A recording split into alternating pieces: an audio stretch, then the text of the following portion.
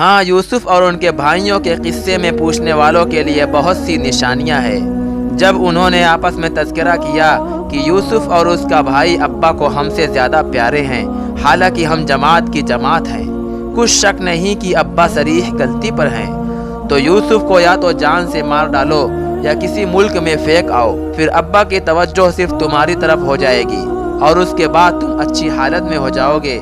उनमें से एक कहने वाले ने कहा कि यूसुफ को जान से ना मारो, किसी गहरे कुएं में डाल दो कि कोई राहगीर निकाल कर और मुल्क में ले जाएगा।